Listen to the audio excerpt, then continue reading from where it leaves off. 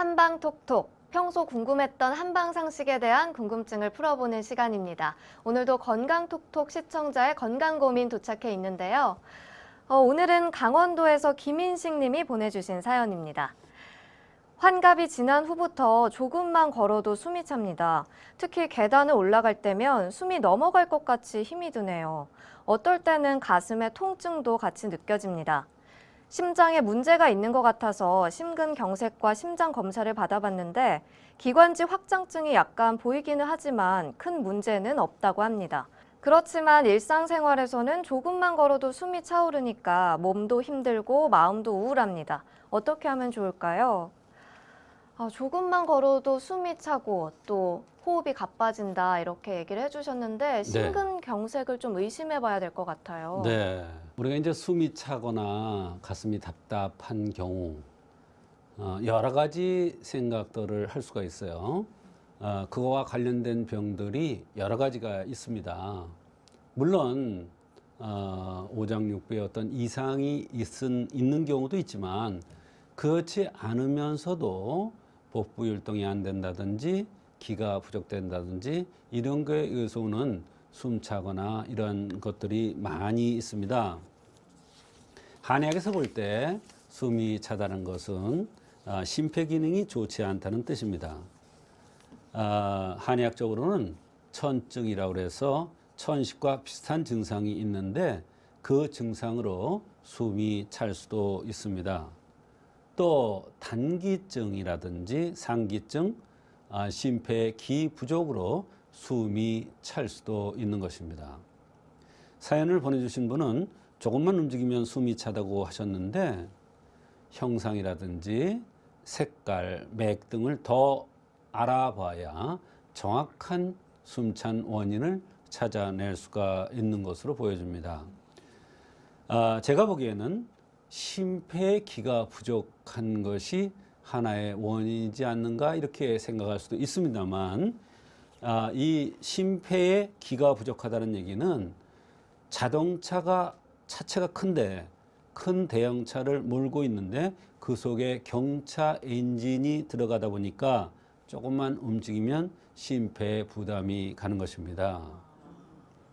이럴 때는 심폐의 기운을 돋궈주면 잘 치료되는 경우가 많이 있습니다. 상기증, 단기증이라는 병명도 짚어주셨는데요. 좀 더 자세히 설명 부탁드려요. 네. 상기증이라는 것은 기가 위로 올라가면서 숨이 찬 현상입니다. 그럴 때는 특징이 얼굴이 붉어지면서 하체에 힘이 없어집니다. 단기증이라는 것은 기가 호출 흡납이 원활하게 이루어지지 않는 것입니다. 이 단기증은 가슴 자체가 기의 바다인데 기의 바다가 기가 부족돼서 오는 경우도 있지만 갱년기 증상과 더불어서 열이 훅 났다 식었다 이러면서 오는 게 있고요. 그 피부에 발진이 나타나면서 가슴에 숨이 찬 증상이 나타날 때가 있어요.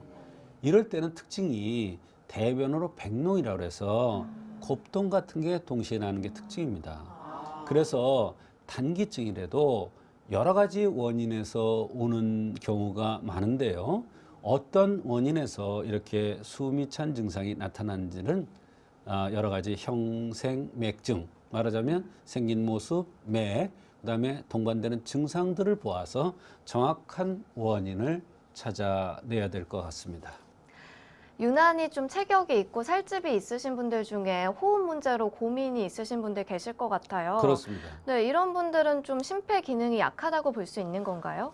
네, 살이 쪘다는 것은 기어습담입니다. 기는 부족하고 습담, 노폐물이 많은 것이죠. 기가 부족하니까 조금만 움직여도 숨이 찰 수밖에 없습니다. 제주도에서 온 한 분이 숨이 차다고 왔는데 기관지 확장증이래요. 근데 감이 육군자탕이라고 해서 위장과 연관된 기어습담을 치료해주는 그러한 약을 투여했더니 좋아진 경우가 있습니다. 말하자면 기의 소통을 시키면서 노폐물을 빼주니까 숨을 헐떡거리는 이러한 현상들이 좋아진 것입니다. 네, 알맞게 먹고 또 적당히 운동하는 게 우리 몸을 지키는 비법일 텐데요. 네. 운동을 하면 너무 숨이 차서 못하겠다 이런 분들도 계시는 것 같아요. 네. 그러면은 점점 바깥에 나가기가 힘들겠죠. 그러니까 이럴 때는 작은 것부터 시작하는 겁니다. 운동을 한다 그러면 뛰거나 뭐 등산을 하거나 이런 걸 생각하는데 처음에는 조금을 걷는 겁니다. 식후에 300보 걸으라고 그랬죠. 그거부터 시작하는 겁니다. 그런데 나에 맞는 방법을 하는 거예요. 그런 다음에 조금 늘려가는 방법을 하면은 얼마든지 운동으로서 숨찬 것을 극복할 수도 있습니다. 이렇게 심폐 기능이 허약한 분들한테는 어떤 생활 습관이 필요한가요, 박사님? 제일 중요한 것은 살이 안 쪄야 되겠죠. 살이 안 찌려면 아침은 잘 먹고 저녁을 가볍게 들고 식후에는 반드시 300보 이상 걸어서 노폐물이 쌓이지 않게 하는 생활 습관을 갖는 것이 중요하겠습니다. 한방 상식을 쌓아가는 한방톡톡. 오늘은 숨이 차오르는 증상에 대한 시청자의 고민 사연 함께 풀어봤습니다. 박사님 고맙습니다.